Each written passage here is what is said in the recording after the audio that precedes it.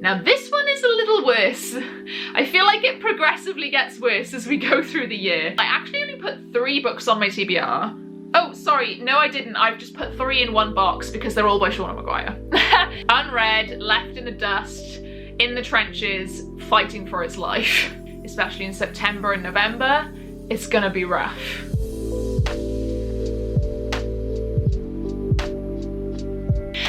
Angels, welcome back to another video. My name is Ro and today we're going over my 2021 TBR Leftovers. Now what this means is going through all of the TBRs that I set from January to December in 2021 and seeing if I did actually read all of the books that I set on my individual TBRs. Now near the beginning of 2021 I didn't have any videos for TBRs because I don't think I really did TBRs back in the day, but I have them all written in my journal from last year, so I can let you know exactly what I put on my TBR. And I started doing TBR games, I think in like June last year was when we started TBRPG, maybe May, could have been April. Time isn't real, I don't know. But without further ado, let us get right into it. So in the month of January on my TBR, I had The Well of Ascension by Brandon Sanderson, Jade City by Fonda Lee, Days of Blood and Starlight by Laini Taylor, The Once and Future Witches by Alex E. Harrow, The Burning God by R.F. Kuang, A Deal with the Elf King by Elise Kova, and The Pale Dreamer by Samantha Shannon. Now, out of all of these books, I did in fact read all of them, except for The Well of Ascension and The Pale Dreamer. And I also did DNF A Deal with the Elf King, but that still counts as me trying it on my TBR. I'm not going to read it after DNFing it. So I did miss 2 books from this TBR. However, I did go on to read both of those in February. So in January 2021, we have absolutely 0 leftovers. I have read all of them either in January or in the subsequent months following. Now my February TBR is a little bit shorter, and I had From Blood and Ash by Jennifer L. Armentrout. I had Battle Royale by Kushan Tukami. I had The Winter of the Witch by Catherine Arden. I had Dreams of Gods and Monsters by Laini Taylor, Black Sun by Rebecca Roanhorse, and The Name of All Things by Jen Lyons. So the February TBR actually did pretty well on this one as well. I read all of them except for The Winter of the Witch and Dreams of Gods and Monsters. We do have Winter of the Witch. I did actually read that in July, so that's already scratched off the list. However, I did not read, or shall we say reread, Dreams of Gods and Monsters by Laini Taylor. Now this was for Dos Abalong, which I hosted back in the day with India, Spoops, Katie and Maddie. God, can you tell I struggled then? I couldn't even remember who was in it. It was so long ago now. But I didn't end up reading Dreams of Gods and Monsters. I think because I was super stressed about exams in January. I didn't end up reading it in February because I was just so burnt out from my exams. And then throughout the rest of the year, it got further and further away of me reading it or rereading it. And I thought to myself, I'm honestly not bothered about rereading it. I pretty much remember most of what happened. I don't need to reread it. So in terms of trying to catch up on this one, this is the first book that I genuinely did not read for all of 2021. I am actually not going to catch up on this one because I don't need to. I feel fine. As much as I love the series, and obviously Strange and Muse are my favourite duology as well, I don't feel the need to reread Dreams of Gods and Monsters now, so I'm not going to. Moving on to March, we have on my TBR Truthwitch by Susan Dennard, The Hero of Ages by Brandon Sanderson, The Winter of the Witch by Catherine Arden, again, put it on my TBR again, The Memory of Souls by Jen Lyons, Kingdom of Flesh and Fire by Jennifer L. Armentrout, and Night's Shadow by Sebastian de Castell. Now this one is a little worse. I feel like it progressively gets worse as we go through the year, but I have quite a few unread from this one, so I still haven't read Truthwitch, or technically it's a reread, but I have only read the first book and I want to continue the series. I have not read Hero of Ages yet. I have not read The Memory of Souls, and I have not read Night's Shadow. So those 4 books I still plan on reading. 3 of them are continuations of series, which I am wanting to try and get a shift on for this year. Truthwitch, again, I guess you could say all 4 of them are continuations of series, because I do need to reread Truthwitch because I don't remember any of it. I read it like 3 or 4 years ago now and just forgot to continue the series. Hero of Ages I really need to get to. The Memory of Souls isn't so much of a priority, but I do want to finish the Chorus of Dragons series this year, as the final book comes out this year as well. Night's Shadow, again, I really, really want to continue the Greatcoats. It actually was on my January TBR, but God knows if I'll get to it. But this video in general is kind of trying to hold me accountable and see if I can go back and finish off my 2021 TBRs. I think that would be a pretty good thing to do. So the only one that I didn't read this month that I did read later on, again, was The Winter of the Witch. So I read A Kingdom of Flesh and Fire, and I read, that was it. Moving on to April, I actually only put 3 books on my TBR. Oh, sorry, no I didn't. I've just put 3 in one box because they're all by Shauna Maguire. So here we have Hero of Ages once again. We have The 10,000 Doors of January by Alex C. Harrow. And we also have Beneath the Sugar Sky, In an Absent Dream, and Come Tumbling Down by Shauna Maguire, the 3rd, 4th and 5th books in the Wayward Children series. Now I can already tell you that the only ones of these that I read were the Shauna Maguire ones. I did not read Hero of Ages, and I got halfway through The 10,000 Doors of January. I just got, I don't know. I think it was just, I was a bit uncomfortable reading it because there has been some discourse around it, and I think that was affecting my read of it, because I couldn't stop thinking about the fact that the writer was writing about racism, but she was white. But I know that we want to give everyone a chance and try and get everyone to write all experiences from life. So I think I got in my head about it, and it was affecting my enjoyment. So I kind of wanted to come back to it when that wasn't affecting it, or I could research more and find out more about it, and I never really got round to it. I do want to continue it because I really, really love The Once and Future Witches. It was my first 5-star of 2021, hence why I moved on to try and read The 10,000 Doors of January. But I think I just got in my own head about it. If anyone has any links to any articles or like any info about this, like please do let me know, because I really would like to research it more before I dive back into like trying to read it again. But I did get like, I think 40% of the way through, and I'm like, oh, do I want to reread that bit now? I guess I kind of have to. So it's kind of one of those ones that's a bit stuck for me. Moving on to May, on my TBR we had Muse with Nightmares by Laini Taylor, which I did read. Crown of Gilded Bones by Jennifer L. Armentrout, which I did read. Across the Green Grass Fields by Shauna Maguire, which I did read. And Clockwork Prince by Cassandra Clare, which I did not read. Now I read a lot of books in May, but none of them were Clockwork Prince. So this is the one that's again left over. It's the sequel to Clockwork Angel. I've just never got round to it. I've never been really super into Shadowhunters. I was when I was younger, like I read the Mortal Instruments and loved it. Everyone raves about the Clockwork ones, the Infernal Devices, and I just didn't think it was that good. Like I gave it a low 4 stars. The first one I thought it was solid, like it was fine. I liked the character work, but I was never like intrigued to continue. I do want to eventually, but again, it's one of those ones that's kind of on the back burner for me. Moving on to June, we have The Unbroken by C.L. Clarke, which I did not read.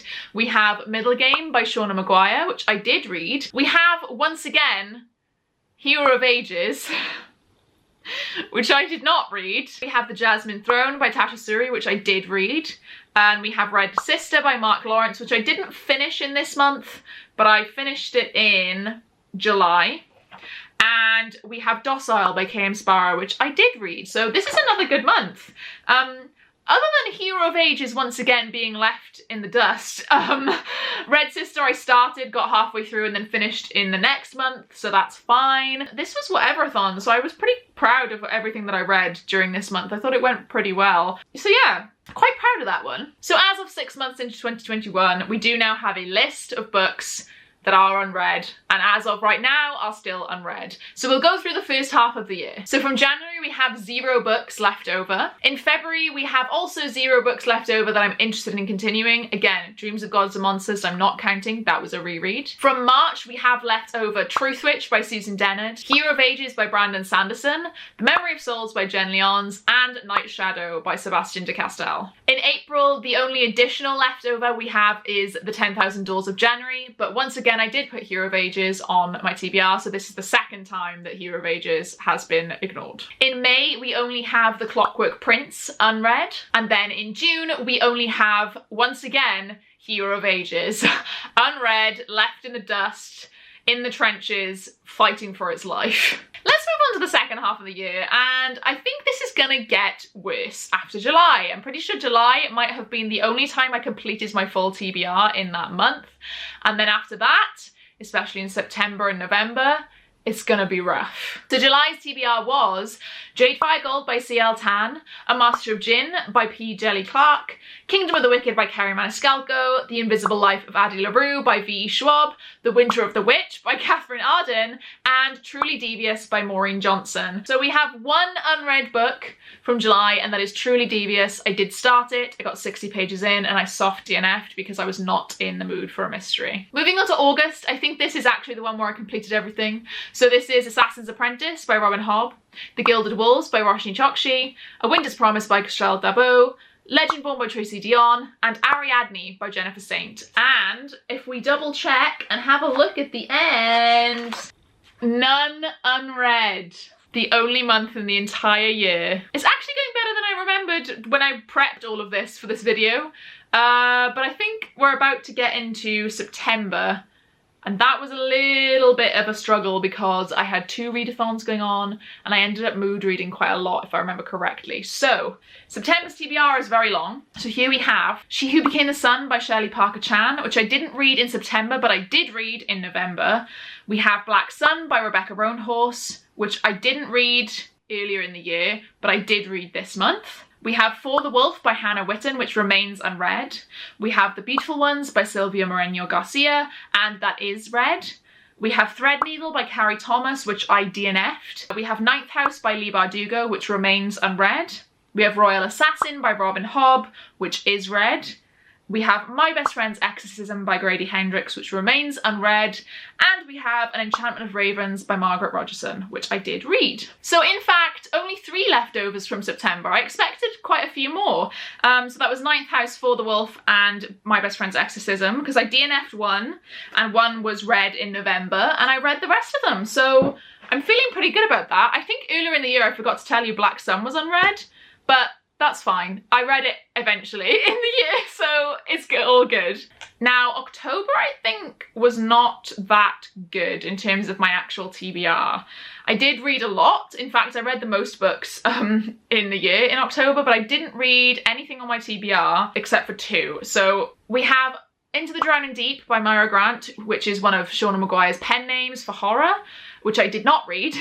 We have Assassin's Quest by Robin Hobb, which I did read. We have The Price Guide to the Occult by Leslie Walton, which I did not read. We have Cirque du Freak by Darren Shan, which I did read, and I read the other 11 books in the series as well.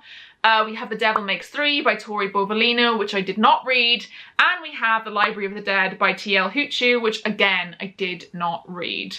So lots of leftovers here. 4 out of the 6 books here in this month that I did not read. And I did not go on to read them in any of the subsequent months because they were quite Halloween-y or horror-y, and I didn't really want to be in the mood for them in other months. So that's quite bad. Moving on to November now.